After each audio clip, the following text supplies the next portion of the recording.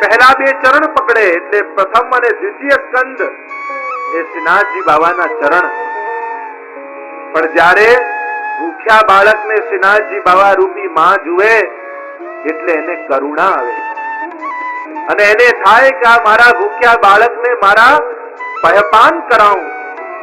એટલે માં શ્રીનાથજી બાબા રૂપી માં નીચે વળે અને પોતાના ખોળામાં એ બાળકને ઉચકે. અને એટલે તૃતીય અને ચતુર્થ સ્કંદ બંને બાહુ ખોળામાં લે છે. અને જ્યારે બાળકને ભૂખ્યું થયું જુએ એટલે માં જેમ પલાઠી વાળીને બાળકને ખોળામાં મૂકી લે એમ શ્રીનાથજી બાબા રૂપી માં પણ પોતાના ક્ષુધાતુર બાળકને પયપાન કરાવવા માટે એ જીવ રૂપી બાળકને પોતાના ખોળામાં મૂકે. એટલે પાંચમો અને છઠ્ઠો સ્કંદ એ બંને જંઘા. પણ બાળક હજી માં શ્રીનાથજી બાબા રૂપી માના વક્ષસ્થ સુધી પહોંચી નથી શકતું. પાન કરવા માંગે છે પણ મુખ પહોંચતું નથી ત્યાં સુધી. અને જેમ બાળક માના વક્ષસ્થળ સુધી ન પહોંચી શકે એટલે સ્વયં સાધન શ્રીનાથજી બાબા કરે અને પોતાનો જમણો હાથ એ બાળકના મસ્તક નીચે મૂકે અને ટેકો આપે છે પોતાના બાળકને. અને બાળક માના વક્ષસ્થ સુધી પહોંચી પયના પાન કરવા લાગે. અને એટલે સાતમો સ્કંદ એ મુઠ્ઠી વાળેલો હાથ જે માં રૂપી શ્રીનાથજી બાબા આધાર આપે છે. અને બંને વક્ષસ્થળ એ આઠમો ને નવમો સ્કંદ જેનાથી જીવ કૃપા રસના પાન કરી રહ્યો. અને જ્યારે પાન કરવા લાગે ત્યારે જીવ એટલો બધો લીન થઈ જાય, આંખો બંધ કરી શ્રીનાથજી બાબા રૂપી માના પયપાન કરવા લાગે. અને જ્યારે બાળક પયપાન કરતું હોય ત્યારે માને પોતાની માતૃત્વનો આનંદ આવે. એમ શ્રીનાથજી બાબાને પણ પોતાની અંદર ભગવત્તાનો આનંદ અનુભવ થવા લાગ્યો અને હૃદયમાં એવો આનંદ ઉમડ્યો. એટલે દસમ સ્કંદ એ હૃદય, કારણ કે પયપાન દ્વારા હૃદયમાં જાગેલો આનંદ. આઠમો ને નવમો સ્કંદ એ વક્ષસ્થળ અને દસમ સ્કંદ એ હૃદય.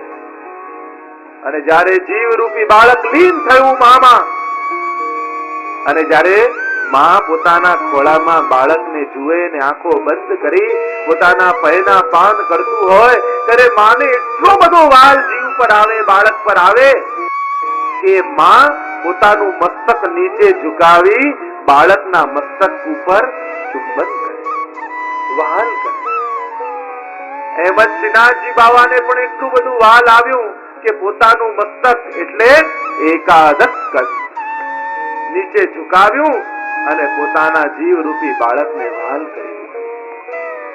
અને 12મું સ્કંદ એટલે ઉપર ઉઠેલો હાથ કે જે હાથને જોઈને આ બાળક માની ઓર અગ્રસર થઈ. તો આમ 12 સ્કંદ શ્રીનાથજી બાબાના 12 અંગ છે. અનેક અનેક શાસ્ત્રોમાં ભાગવતજીની અનેક અનેક પ્રકારની વ્યાખ્યાઓ કરવામાં આવી. એક એક શબ્દની વ્યાખ્યા કરવામાં આવી કે આ ભાગવતજી શું છે. ભા પહેલા કહ્યું ભાગવત, ભા પ્રદીપ્તૌ ધાતૌ. ભા અક્ષર એ પ્રકાશ આપે છે.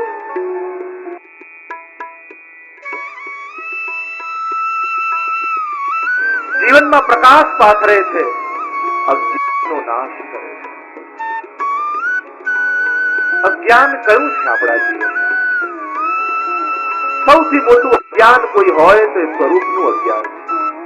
હું કોણ છું એ જ માણસને ખબર નથી.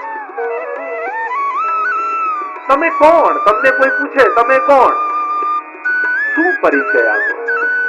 શું આ જમાનાએ જે તમારું નામ રાખ્યું છે એ તમે છો? તમે કોણ છો? આપને કોઈ પ્રશ્ન પૂછે તો એનો ઉત્તર તમે શું આપો? હમણાં આજ સેકન્ડે તમે કોણ? કારણ કે દરેક વ્યક્તિ પોતાનો પરિચય ભૂતકાળથી લઈને આપે. એ જ સેકન્ડે કોણ છે? કોણ છે? જો આપણે એમ કહીએ આ હાથ મારો, આપણે શું કહીએ કે હાથ કોનું? કે આ હાથ મારો છે એનો અર્થ શું થયો? હું હાથ નથી, હાથ મારો છે. એમ આ પગ મારા છે એનો અર્થ શું થયો? હું પગ નથી, પગ મારા છે. આ મસ્તક મારું છે એનો અર્થ શું થયો? હું મસ્તક નથી, મસ્તક મારું છે. એમ બધાનું ટોટલ કરો તો શું થાય? આ શરીર મારું છે એનો અર્થ શું થયો? હું શરીર નથી. તો બધાનું ટોટલ કરતા જેમ હાથ મારો છે એનો અર્થ થાય તો હાથ હું નથી, હાથ મારો છે. પગ મારા છે, હું પગ નથી. એમ શરીર મારું છે એનો અર્થ શું થયું? હું શરીર નથી. તો હું કોણ છું? ચર્ચા તો 7 દિવસ આજ કરવાની. 7 દિવસની આ મુસાફરી છે. પોતાના સ્વરૂપને ઓળખવાનું. જો કથા અને સત્સંગ શું છે? કથા એટલે જેમ ખેડૂત ખેતરમાં બીજ નાખે, બીજ નાખતો જાય અને જેની જમીન ફળદ્રુપ હશે ત્યાં ફળગા ફૂટી જશે. ભાગવતજીના શ્લોકોનું એક વિતરણ થશે. અહીંથી પ્રસાદ આપવામાં આવશે, બીજ નાખવામાં આવશે અને જેની જમીન ફળદ્રુપ હશે, હૃદયરૂપી આ ભૂમિ, અને જે આ બીજને આત્મસાત કરી લેશે એના હૃદયમાં ભક્તિના ફણગાઓ ફૂટવાના. પોતાને ઓળખવાનું. ભા અક્ષર ભાગવતજીનું જ્ઞાન આપે છે. તું કોણ છે? પ્રકાશ આપે છે જીવનમાં. ગ એટલે ગતિ. ભાગવત જીવનમાં ગતિ આપે છે. 4 શબ્દ છે: ગતિ, પ્રગતિ, સદગતિ અને અધોગતિ. ગતિશીલ તો બધાનું જીવન છે. ગતિ વગર કોઈ રહી શકતું નથી. કોઈ કે હું કંઈ જ ન કરું, એક સોફામાં બેઠો રહું તો એ બાળકમાંથી યુવાન થશે, યુવાનમાંથી વૃદ્ધ થશે અને વૃદ્ધ